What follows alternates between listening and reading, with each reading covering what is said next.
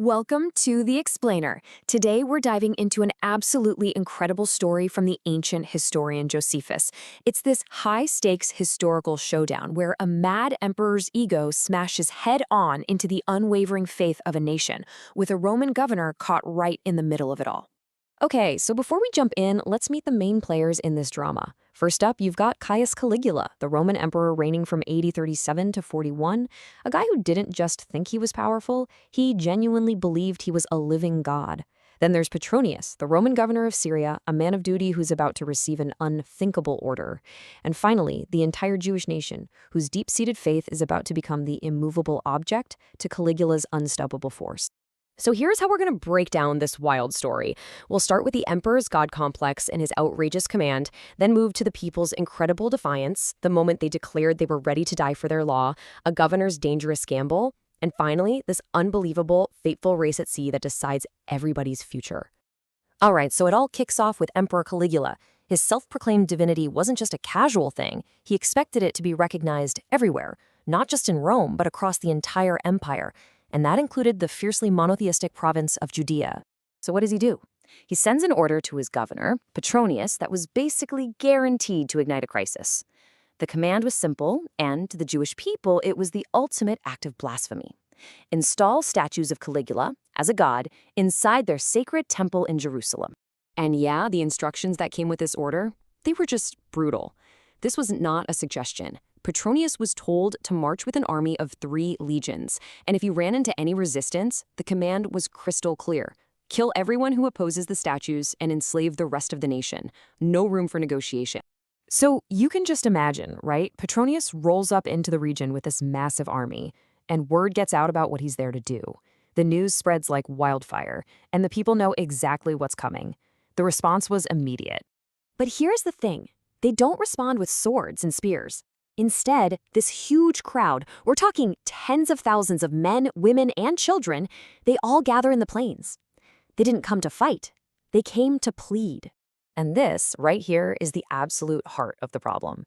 You've got 2 worlds smashing into each other with completely different views. For the Romans, putting up a statue of the emperor was just standard procedure. It was an act of political loyalty. But for the Jewish people, putting any image inside the temple, that was the ultimate desecration of their most holy site. It was a violation of God's law, an act literally worse than death. Okay, so Petronius sees this sea of people, and he knows he can't just ignore it. He actually leaves his army behind and goes to meet with the Jewish leaders and the crowd. And this is where things get really intense. Petronius starts by basically saying, look, guys, I'm caught between a rock and a hard place here. He's trying to make them understand. He's a soldier, bound by the law of his lord, the emperor. If he defies that law, he's a dead man. Simple as that. And the crowd's response? It was immediate. No hesitation. They were basically saying, we get it. We're bound by our law too. And we are absolutely ready to suffer for it. So Petronius, he has to ask, right? He pushes them a bit more to make sure they know exactly what they're saying. So, are you telling me you're ready to go to war with Caesar over this, the most powerful man on earth? And their answer, wow. It's their final, non-negotiable offer. They tell him flat out, the only way those statues are going in the temple is if you kill every single one of us first. We are ready. Our children, our wives, we offer ourselves to be slain. You know, according to the historian Josephus, this just blew Petronius away. He was genuinely astonished and deeply moved by this incredible courage, this absolute refusal to compromise their faith, even staring down total annihilation. So this standoff, it just drags on. For 50 days, the people won't budge, Petronius can't bring himself to give the order, and now a whole new problem is brewing, a crisis that has nothing to do with soldiers. See, the timing couldn't have been worse. It's planting season, and with all these farmers protesting instead of working, nobody's in the fields. Petronius realizes, even if I avoid a war, this whole province is gonna starve to death. And that's the moment. Petronius has to make a choice. His duty to a mad emperor or his own conscience. And what he does next is just an incredible act of moral courage. He tells the crowd he's going to risk his own life to save theirs, a choice that put him in direct opposition to his ruthless emperor. So here was his game plan, and man, was it a gamble. Step 1, Dismiss the crowd and send everyone home to plant their crops. Step 2, pull the entire army back to their base in Antioch. And step 3, write a letter to Caligula himself explaining the situation and basically begging him to see reason. He was betting his own life on it.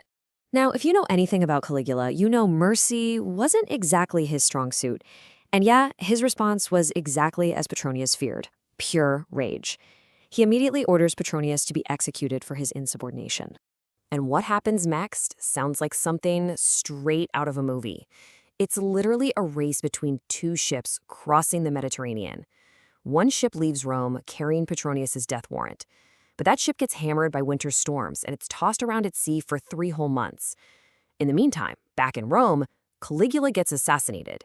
A second ship carrying that news sets sail and has a much better trip. And get this, Petronius receives the letter informing him that the emperor's dead and that he's safe just 27 days before the other ship, the one carrying his own death sentence, finally limps into port. Talk about a close call. And that's the story. It's just incredible, right? You've got one man's conscience, a whole nation's faith, and a random storm at sea. It really makes you wonder, doesn't it? How much of history just turns on a roll of the dice?